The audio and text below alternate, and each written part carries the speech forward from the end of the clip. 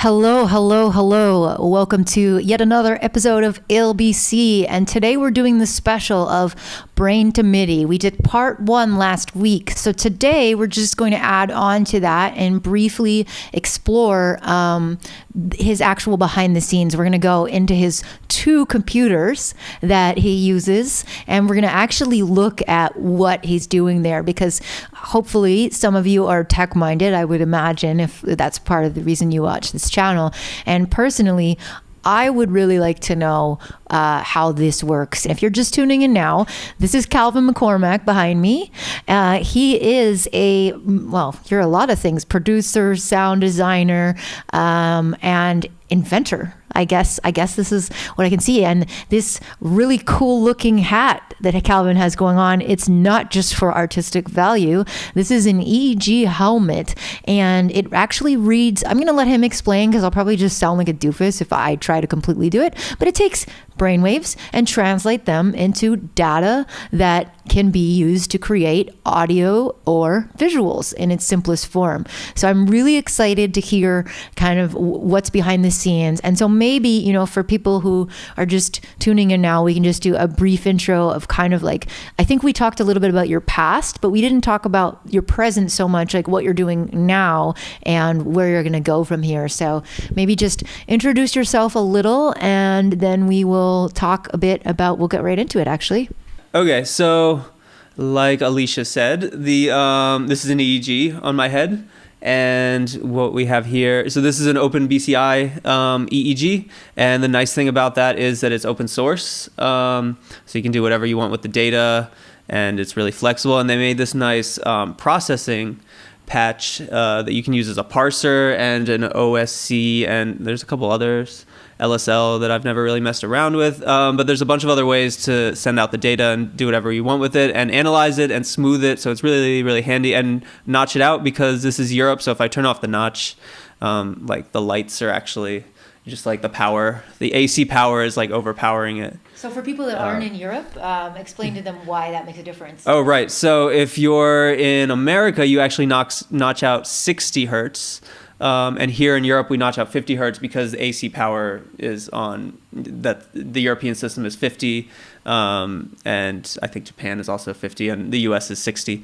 But anyway, so that kind of gives you an idea of how sensitive it is. I mean, you can see when I touch it or when I move my head, that's actually a lot more powerful than the brainwaves itself. So it's very hard.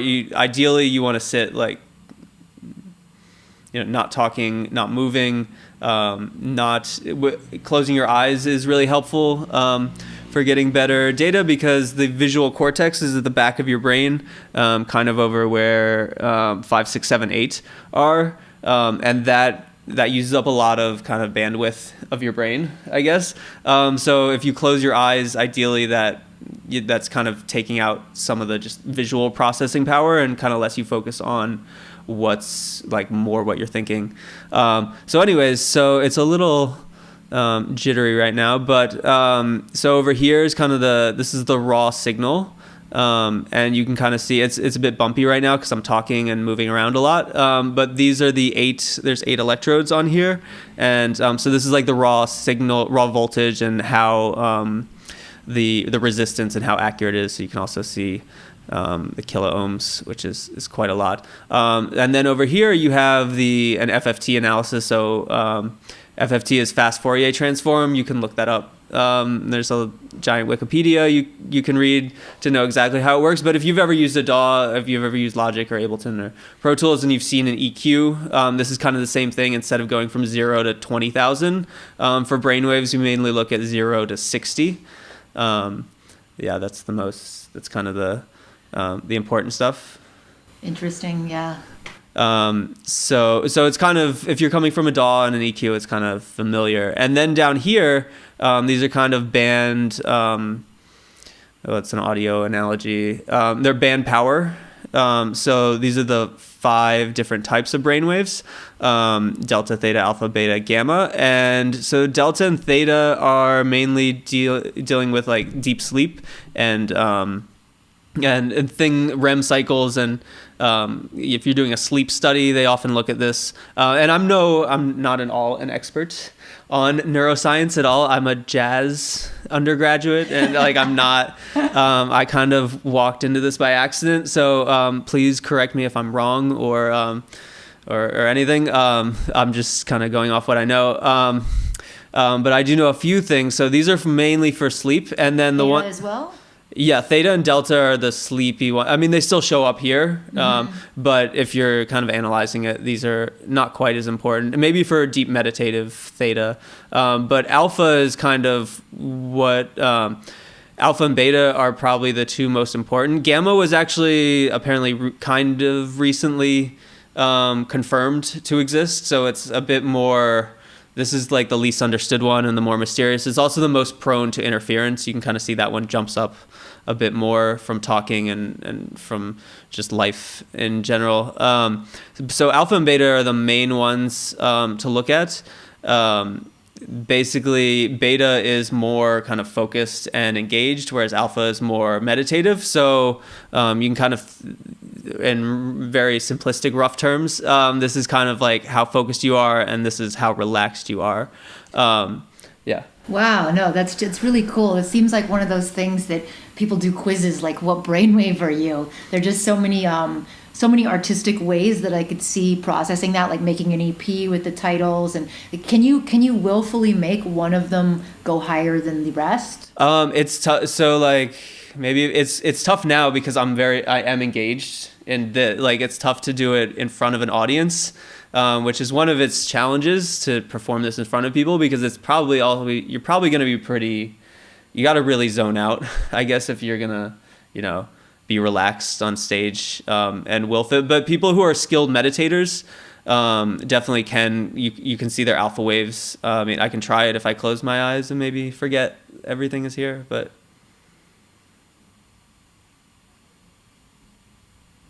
Wow, that's so cool. That goes up. It really does. Oh, I don't know if that might have just been interference, but I couldn't see. But yeah. Anyway, so it's a bit finicky, but that's the idea, and you can also use like machine learning to kind of, or just some simple algorithms to kind of play these off each other and use the various. The relative levels. And then over here, there's a bunch of other things in this program, actually. I don't want to shut any, I guess I can shut this one for a second.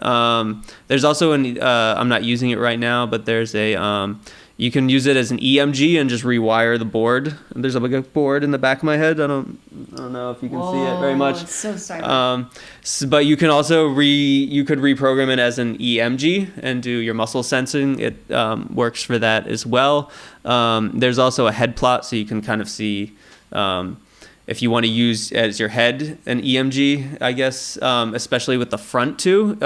These are kind of good at recognizing facial, like voice and facial recognition. So a lot of times you can see, you saw I just blinked right here. That's pretty evident. It's pretty easy to train a computer. You can also kind of, if you tense your face, you saw that it got red right there. Mm-hmm. Pretty right off the bat. So that's cool. So you can use it in a muscular sense pretty easily. The brain waves are much harder, but you can still, if you are meditative or very focused, you can get some cool results. So where was the one I wanted to get back? FFT. Okay. So yeah, and then down here is the OSC, and so what I'm doing, and maybe we want to. Oh wait, well, not ready for this one yet, but almost. So this one's sending. Most things are going to this patch. One of them is already going to the other computer, but I'm just sending them over OSC, over the Wi-Fi, which is happily cooperating in this Don't jinx it. apartment that I've never used the Wi-Fi in, but it's behaving very well. So good job, Spanish Wi-Fi. But yeah, so I'm sending basically these numbers and everything you see in these other three boxes. This one comes as this one is pretty complicated for the computer because that's why I didn't send it to Max, is because it sends every number from like 1 through 8, and then 0 to 60 like 120 times a second. So it's just a pile of. So it needs to be refined. Yeah, well, then that's what's going on over here. But that has been known to crash routers or computers. That's why Pierre was. That's why I crashed the router the other day. But yeah. So anyways, so over here are just some. I have some other packs that do some like smoothing and some other. All in Max. Yeah, and I think this one, the guy who made this made that smoothing one. But yeah, this is all Max. Like routing and kind of just packaging it in a way that Ableton and Touch Designer will be happy about over on this computer. So now we can go see what this is all turning into. 1 moment, please. Cool. Okay, so here is Touch Designer, and if I go back a little bit, there's actually 3 video layers. So there's the background, and the background it's not doing much right now. It's because that's going to be used on the audio, but so that's kind of in like a pre you'll see that later, but that's like audio spectrum based. And then these other 2, so this one is what program is this? This is Touch Designer for Touch people Designer. who don't know, and I can turn this off for a second so you can actually see. So yeah, this one. This video layer is being run by the electrodes, and then there's like a patch that kind of modulates it in a bunch of different ways. So it kind of feels reactive when you're looking at it and using the EEG. And then there's another, the third patch, which is this big glowing brain here, is controlled by the band powers, by the 5 kind of graphs we were looking at a second ago. And then there's like a bunch of, they're kind of staggered and colored, and then so they kind of eat into each other ideally. And then yeah, so that's the visual side of it. And then it's not in this patch, but there's actually, Touch Designer has a really cool TD Ableton package that I'm not going to open because it'll upset things probably. But it's really nice how you can go between these two programs. You can control all the parameters that are kind of going on here, and they work really nicely together. Ableton, something I recognize. Yeah. So now we're here in a very familiar. Hopefully, if you're watching this isn't anything new. Ableton. So I have a few examples of how I've kind of used the EEG and the numbers. These are all plugins that you custom made then? This one was Matt Black and Cold Cut made that one, but yeah, this one, yeah, all of these colorful ones I made as part of my thesis last year. Let's check them out. They're amazing. So this one, if it's still working, you thought I turned it down. So this one is pretty, hopefully that doesn't sound terrible for your speakers, but this one is kind of just taking these raw signals, the first kind of box we looked at, and just kind of shoving them into, combining them with these other waves and then shoving them into each other without editing. Yeah, minimal processing. There's like a cool synth that I base this on, but it sounds like random noise, you know. It sounds like you just plug the brain waves into a synthesizer. So it sounds cool. It sounds very sciencey, but not the most like practical. No. So moving on. Another thing I try to do with it is to use the 5 different types of brain waves to control the speed of LFOs. So, you know, the higher your alpha waves get, the faster this green LFO will get. And then each LFO has like a bunch of shapes that you can change and some other bit reduction. So did you make these all from scratch in Max, or like what was the process of actually designing these plugins? Because they look great and they look very functional as well. Yeah, these are all, at least this one. Some of them I was inspired by other Max synths certainly, but this one I think I came up with most of the things. Yeah, you have 5. You can choose all 5 waves for your LFO, including random, and then there's a downsampler and a bit reducer and some amplitudes. And then, so I think in the future, like, I wanted to release all these, but then I got an M1 and then suddenly nothing worked. Like none of these worked. So I've been like redoing all of these lately. So, but soon I hope to like put all these out on the internet for everyone to try. And actually, if you don't have an expensive EEG, you can still download this kind of the parser, the processing patch they were looking at, and they have recordings. So you can get a recording of someone meditating and use this. Cool. You know, in the comfort of your own home. And so these LFOs can be routed to other channels like in Ableton? Yeah, so these all have, I don't know why, because it's off. So yeah, you can kind of see when the speeds will kind of go up and down. In the future, I thought it was a cute idea to make the speeds of the LFOs match the hertz of the brain waves. Close the help. This one. Yeah. Yeah, so I thought that would be a cute idea, but in actuality, you don't really want. It's not. These are too fast. But so I think I would reduce these ranges in the future. But anyways, it's pretty nifty, especially with these two. You kind of have more. You feel like you can control them a bit better. So these are right now going into Serum. So you can kind of just the way you would pick out any of them, you would assign any MIDI mapping into a synth, and so it's just like using the LFO. Yeah, it's basically this is just copied and pasted from this little part because it's really useful, and yeah, you can just map it to if I want to do it now, I could just let's pick something else to do. Maybe we want to make the fatness. Do that.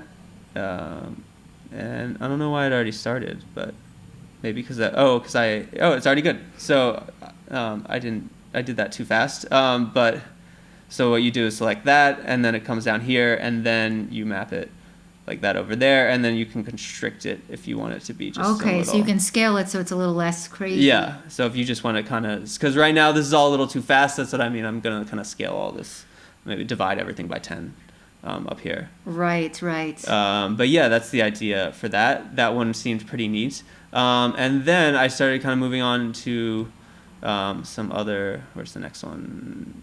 There's another synth I made. This one I really am really proud of. This one takes the FFT that we're looking at, and it kind of multiplies it by these kind of more rudimentary waves, and it gives you a nice kind of tempora sounding instrument without some filters and reverb. Did you say tempora? Yeah, tempora. Yeah, like the Indian drone. Temporis. I heard tempora. Oh no. No, it sounds very like a mythical drone type thing. It's pretty high. The filter is pretty. There's a lot of high end, and it also kind of depends on how much gamma interference or actual gamma waves you have coming in. So I kind of scaled that back and gave it some reverb to make it sound meditative. And yeah, so the way I have it set here is you kind of have octaves and fifths, and I think it's from like down 2 octaves to +1 octave, and then each one has a different wave shape for variety, and then I move the sense up and down a little bit to kind of give it some natural flange and phase, which one that would technically be. And you have an envelope right inside the organ. Yeah, so right now it's in drone mode forever, but I guess you want it to make it. Oh no, that's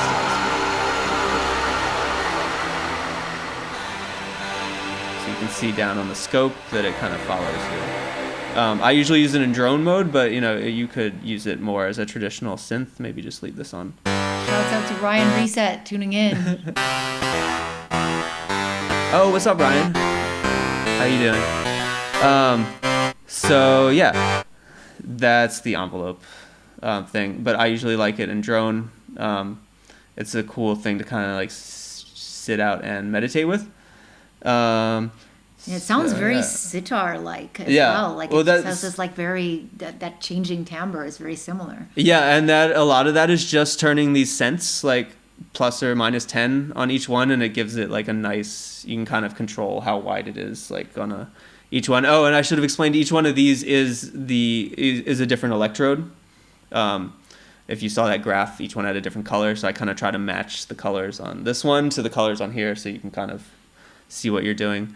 And then finally we had this one. So this was MIDI Volve. MIDI Volve. This was a really cool max pack that Cold Cut came out with. And what it does is it kind of generates these melodies automatically for you, and it changes it based on it changes it on how much it's going to change, and then the percent chance that each note could be changed is set here. And then there's a bunch of other, it gets very complicated if you want it to. So you're mapping those parameters to the brainwaves. Yeah, so then here I have a mapper that takes the different types of brainwaves, and those are mapped over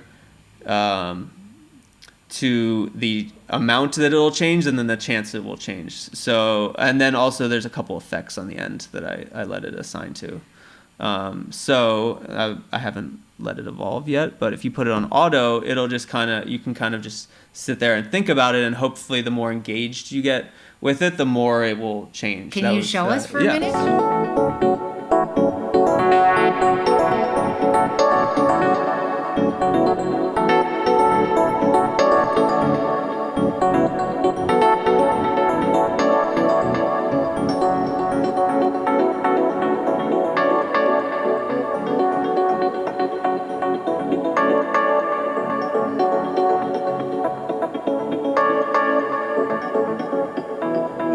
So what happens if you close your eyes and like it'll calm? Well, now they've already kind of splintered at this point, but they should kind of.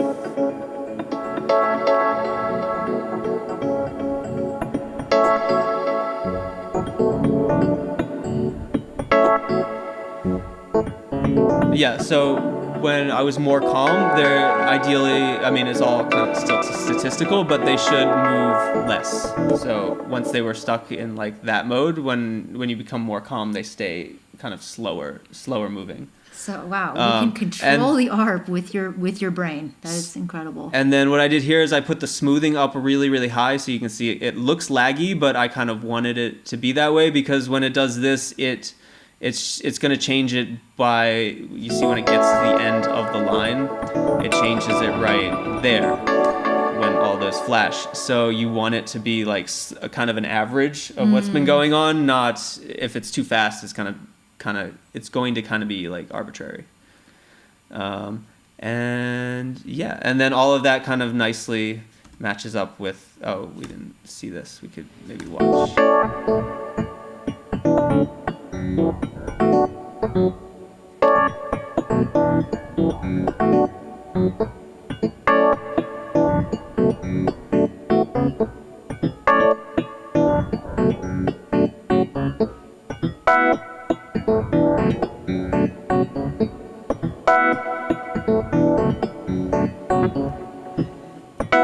So you can literally sit and do nothing and music comes out. Yes, And it's better when you do nothing.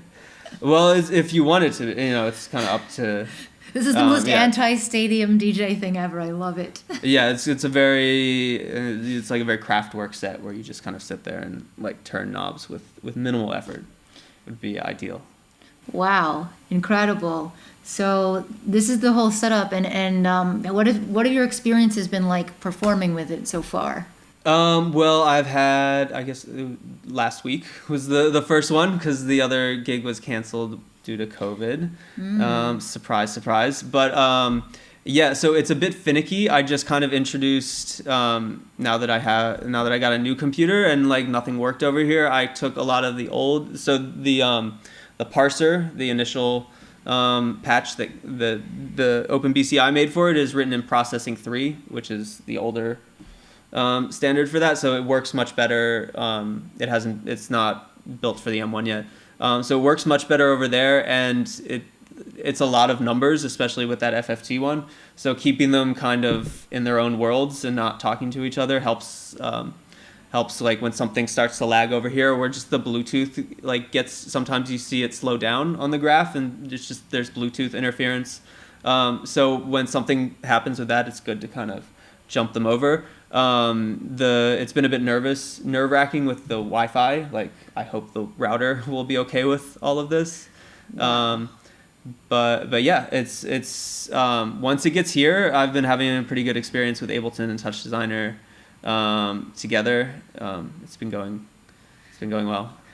Really cool. And what are your plans? Are you going to take this on the road? Like, what are you going to do next? Yeah, so I'm heading to Delhi, India on Wednesday, and I work with a nonprofit there that works with women and people with disabilities for providing like musical opportunities. So yeah, we're gonna kind of introduce this. So you're not just doing the headset either, right? Maybe tell us about some of the other projects that you're working on for this. Like your aim, as I understand it, is to make music accessible for everybody, regardless of their physical abilities, right? Yeah. So this is kind of I'm actually gonna take it off because that's one of its problems. This isn't very practical or comfortable, and it's pretty hard to get the data out. So as much as I love using the EEG, there's actually a lot easier ways. If you have more motor functions, there are a lot easier options, such as accelerometers. There's a new thing that just arrived in the US.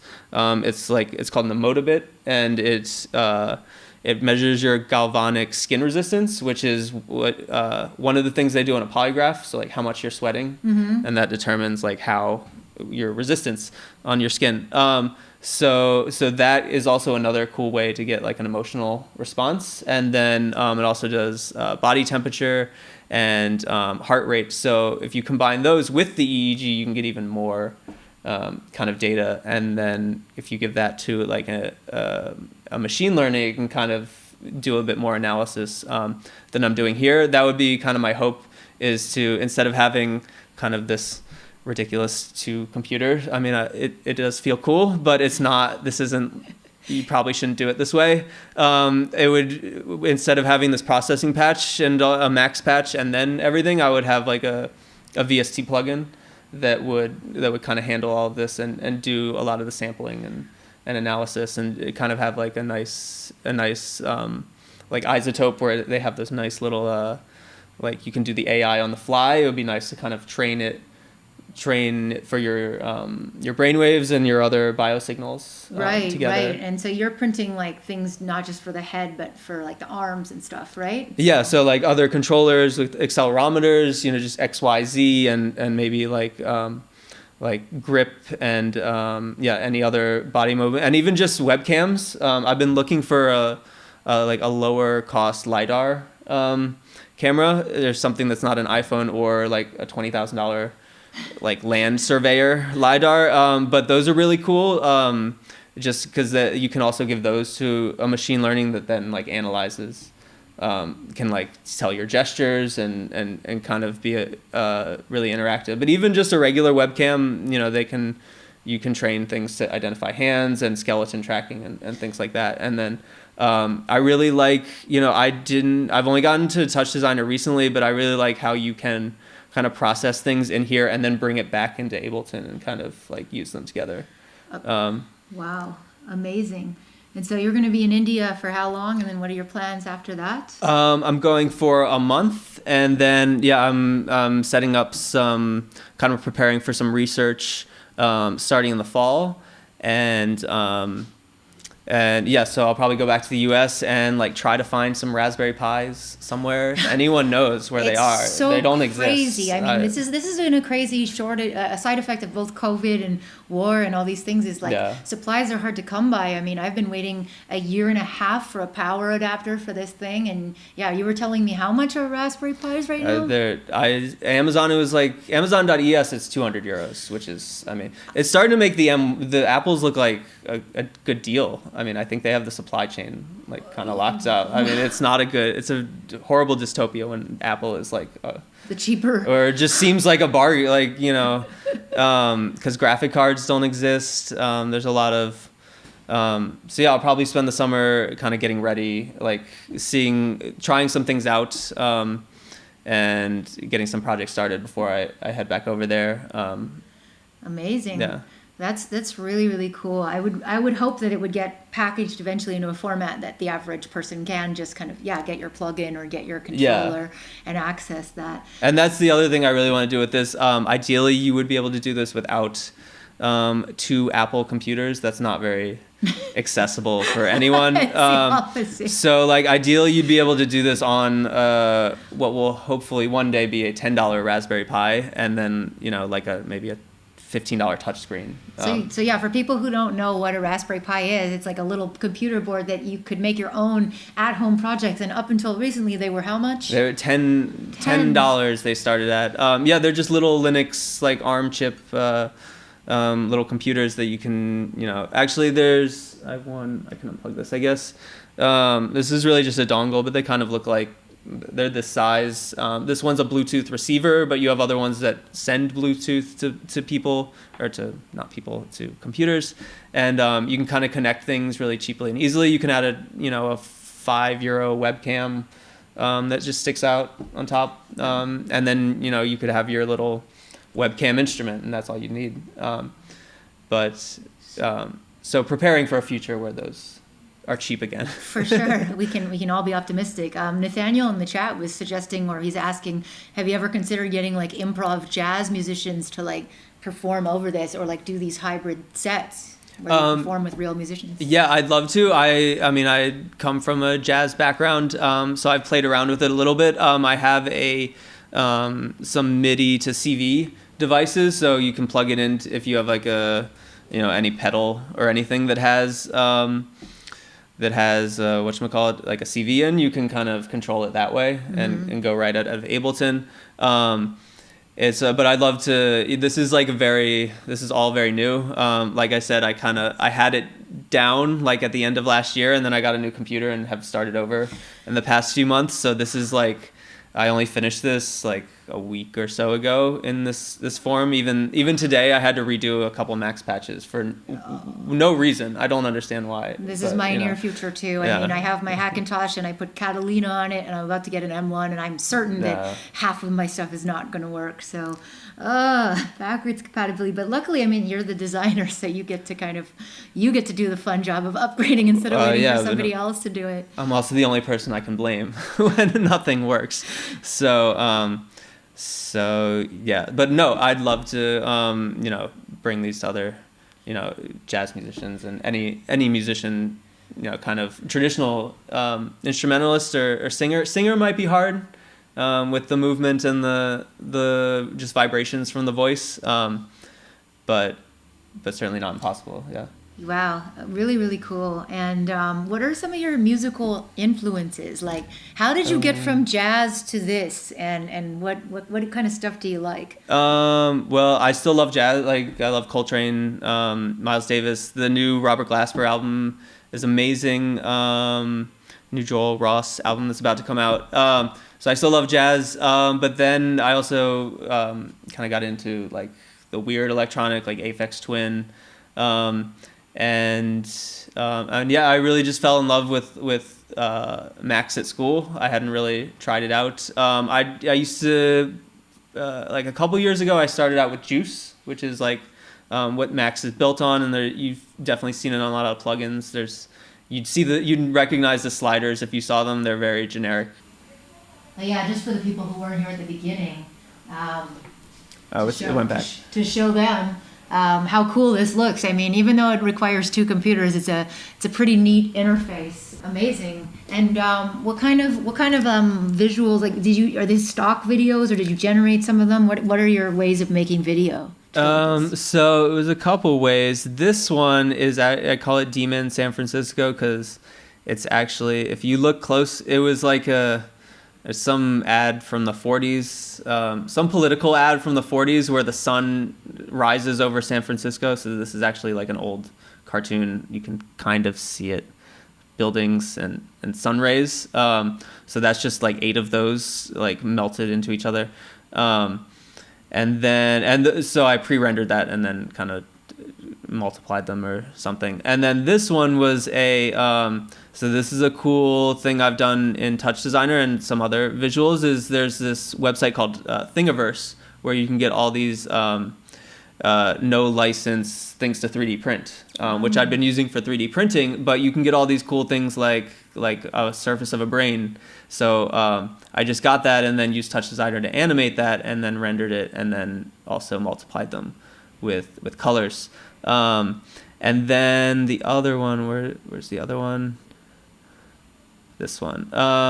This one is so there's this guy Electronaut on who does Touch Designer tutorials, who is fantastic. So this is what am I trying to say? A frequency spectrum analyzer that was inspired by one of his posts, and then I combined that with another 2 videos. I don't really remember how I got to this one.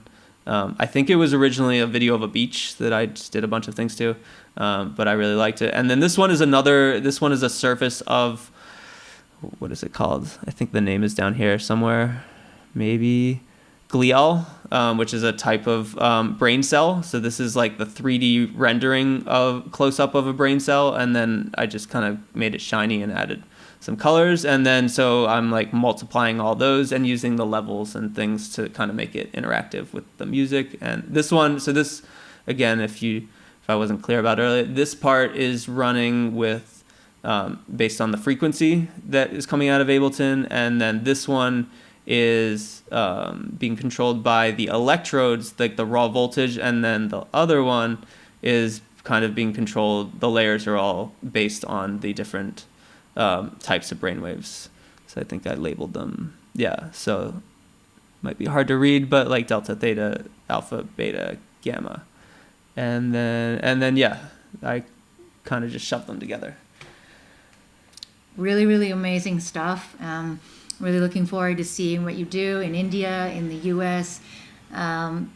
Yeah, I mean, can people book you? Can people get you to come do a set with yeah, this? like I came up, I think I have like a 40-minute set going out of all this. So yeah, I'm on Instagram, unfortunately, like the rest of us, but yeah.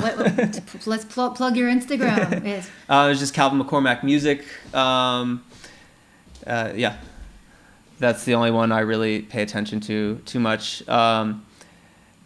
But yeah, no, this can travel now. I can bring my 2 computers and hat to a venue near you. Stuff. This is